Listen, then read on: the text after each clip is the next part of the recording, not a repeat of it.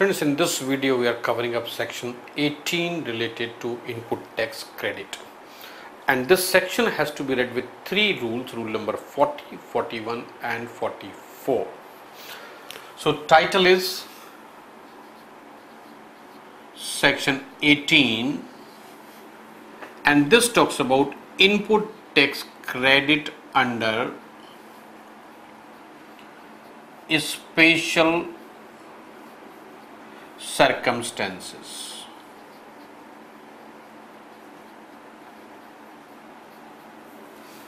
Okay, now this section can be broadly divided into three categories. So subsection 1 and 2, this is here. Subsection 3 comes here. Subsection 4, 5 and 6, those are here. Now subsection 1 and 2, these two subsections are for availing input tax credit but under special circumstances. Subsection 3, this is about transfer of input tax credit, and 4, 5 and 6, these talk about reversal of input tax credit but again under special circumstances, right? Now in this subsection 1 and 2 I need to prepare another chart. Now I need some space, so I am clearing this, but you can continue in downline here itself. Okay, so I am writing the title subsection 1. In subsection 1 there are two types of credits allowed. This is only inputs, and here we have inputs and capital goods, right? Now only inputs, this is again divided in two parts. Where registration is compulsory, and this is where registration is optional. So a person who is required to be registered, if he makes application within 30 days, then registration is effective since the date he becomes liable to be registered. So this is relevant there. So in this case, input tax credit can be availed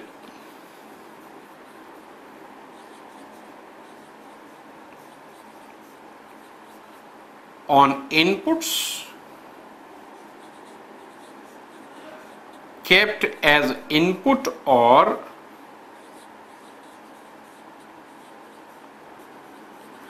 contained in semi-finished goods or finished goods in stock. Input tax credit can be availed for the inputs which are kept as input or which are contained in the semi-finished goods or finished goods which are already in stock. And this is on the day preceding the day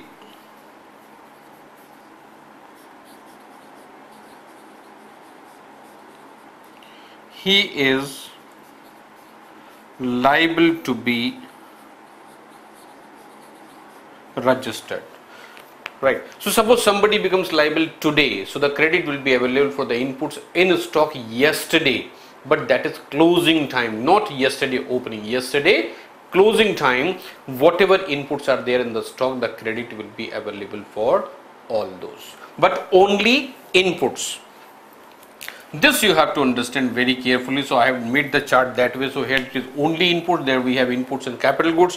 Under no circumstances credit is available for the services which were availed prior to registration. So there is no question of having credit for input services. So here it is only inputs, no credit for the capital goods which are already there in the stock before becoming liable to be registered. Okay, so this is one case. Another situation where registration is optional. So in this case, again same, but this is on the day preceding the day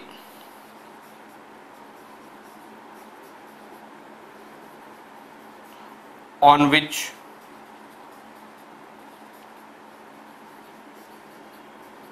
registration is granted.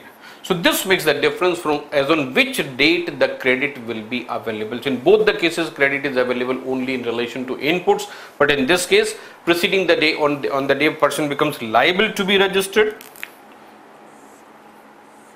but condition is he has applied for registration within 30 days since he becomes liable.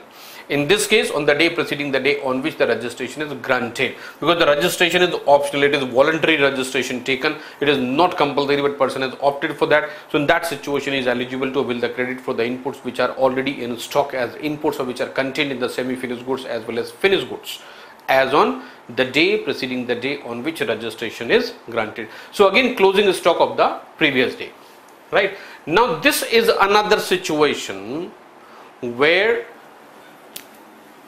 two things are possible.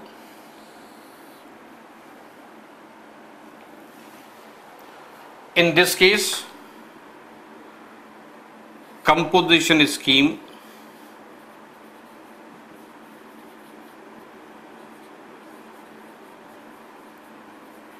ends. So composition scheme ends because of turnover exceeding the limit. And another is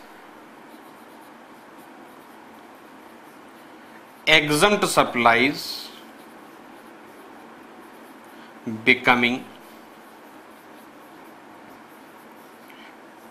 taxable. So these are two more situations. So in this case composition scheme is ending, and this is the case where the exempt supplies are becoming taxable. In these two cases credit is available for inputs, right? So this will be here and this is here, right? As on which date? As on the day preceding the day on which he becomes eligible to avail the credit, or you can say preceding the day on which composition scheme has ended. So this is as on the day preceding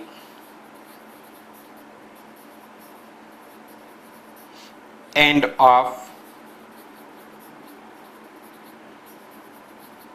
composition, right?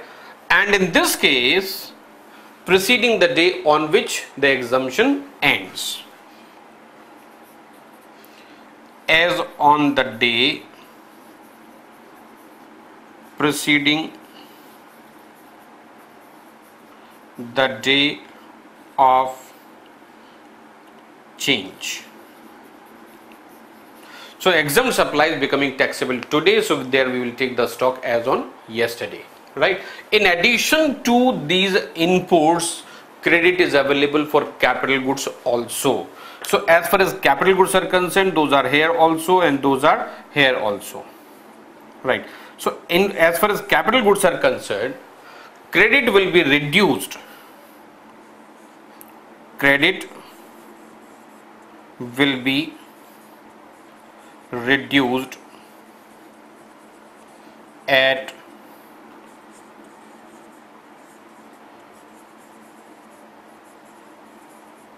prescribed rate, and that prescribed rate happens to be 5% for a quarter or part, 5% for quarter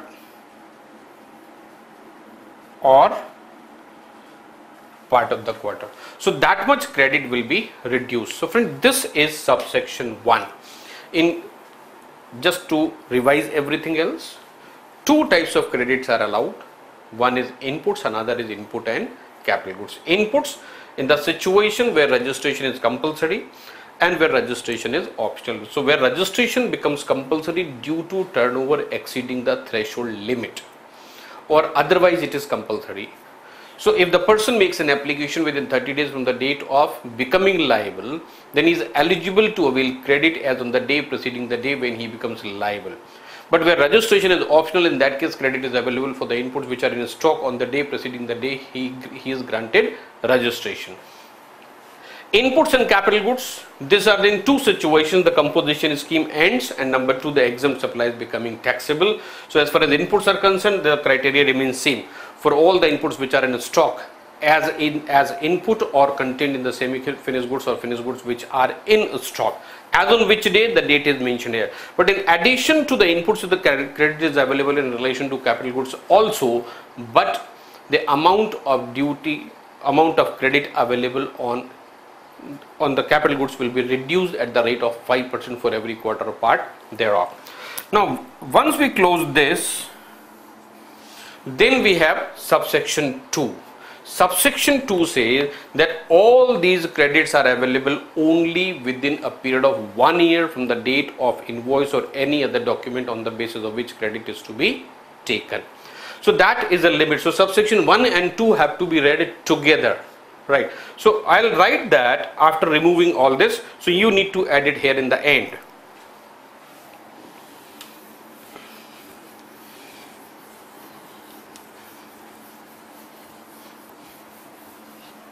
So let us close it this way, and here comes subsection 2. This says input tax credit referred under subsection 1 can be availed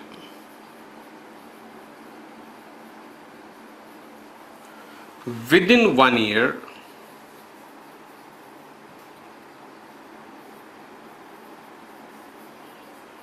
since the date of invoice or any other document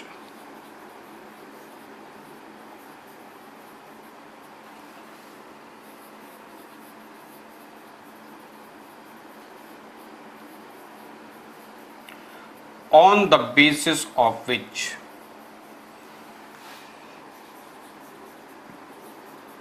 input tax credit can be availed.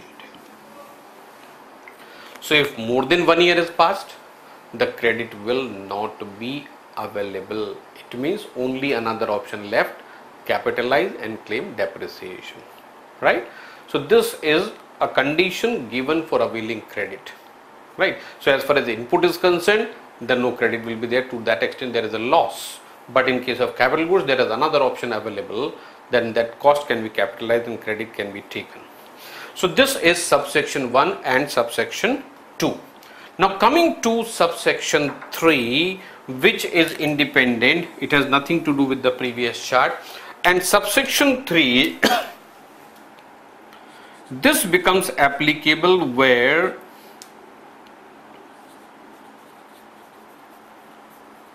ownership of business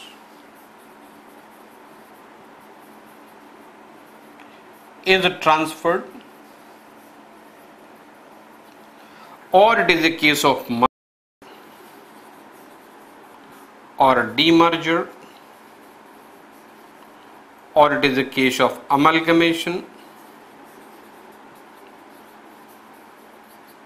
In all these cases, subsection 3 becomes applicable, and subsection 3 says if the liabilities of the business are also transferred. So here we are talking about ownership of business. We are not talking about the ownership of the asset is being transferred.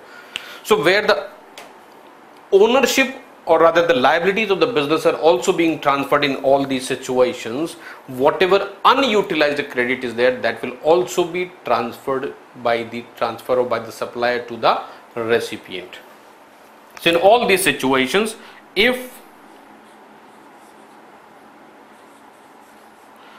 all business liabilities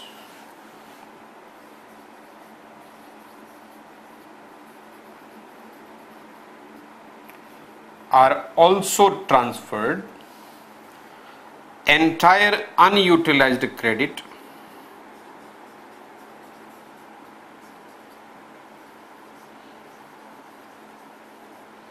is also transferred. Condition is that business liability should also be transferred along with this. Then whatever is unutilized credit, that will also be transferred. So what we have covered till now: subsection 1, subsection 2, subsection 3. In remaining subsection, there is a reversal of credit in different situations. So subsection 4, subsection 5, subsection 6. Now subsection 4, that becomes relevant when a person paying taxes normally is opting for composition scheme, or where his supplies become exempt. So here we have subsection 4, and this is supplier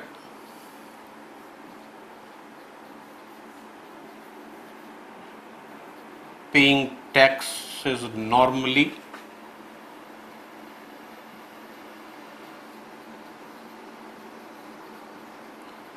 opts for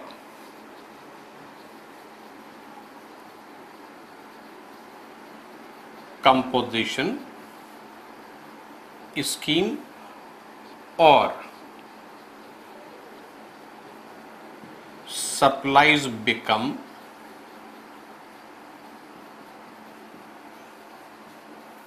exempt. Now in these situations,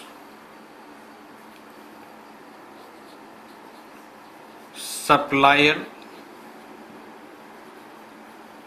shall pay amount of input tax credit out of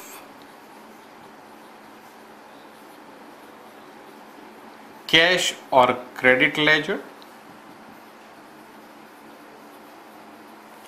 So if he is having sufficient balance in the credit ledger, it is to be paid out of credit, and if the sufficient balance is not available, then pay out of cash ledger. So indirectly pay cash, and then you can adjust the things.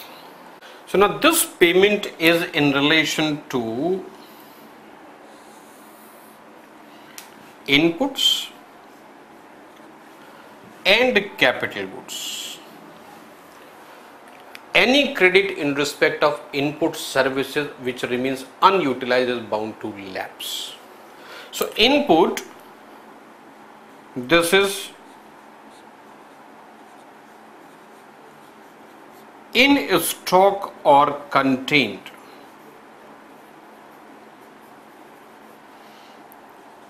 in semi-finished goods or finished goods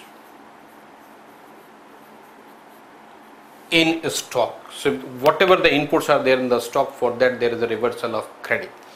And in case of capital goods, credit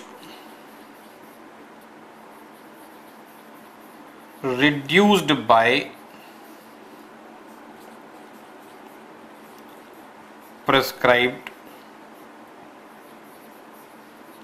percentage. So whatever credit has been taken, it is reduced at the prescribed rate, and this prescribed rate happens to be 5% for every quarter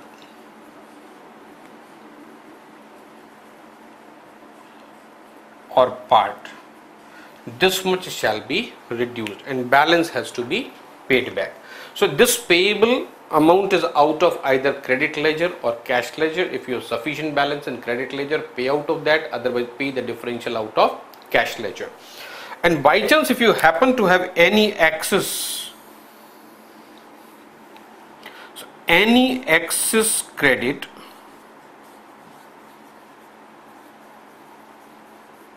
shall lapse, right? So when it says when any excess credit will lapse, so that also includes amount of credit which is in relation to input services, right?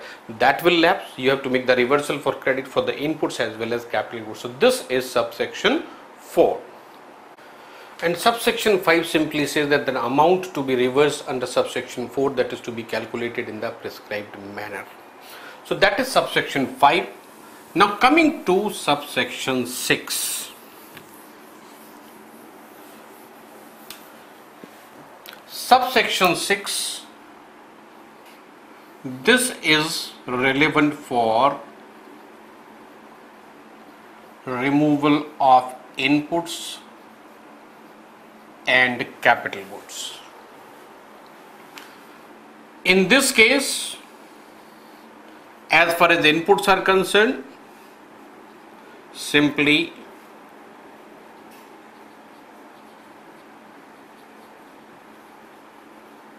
make reversal of input tax credit taken.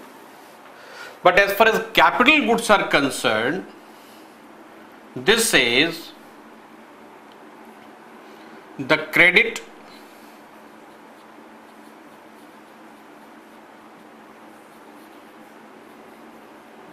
required to be reversed shall be reduced at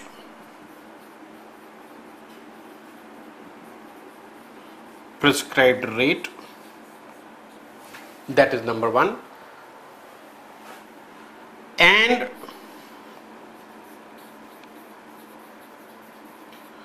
amount of tax on transaction value out of the two, whichever is higher, this much has to be paid. So if capital goods are removed, in that case whatever credit taken, reduce that at the prescribed rate, and the prescribed rate happens to be 5% for every quarter a part thereof, or calculate the amount of tax which is payable on transaction value, and out of the two, whichever is higher, that much amount of tax is to be paid. Now subsection 6 is specifically talking about removal of certain goods on which tax is necessarily payable only on the transaction value, and that is about the fire bricks, molds, dies, jigs. In that case, tax has to be paid only on the transaction value. So on removal of fire bricks, molds, etc. as scrap, means after use thereof. So underline this word, if those are removed as scrap. So in that case there is no reduction, no calculation, there is only one thing, tax is payable on transaction value. Tax is payable on transaction value. Okay, so in this case, this is one case, all the capital goods are covered, but except when the molds, dies, bricks, etc. are removed as a scrap.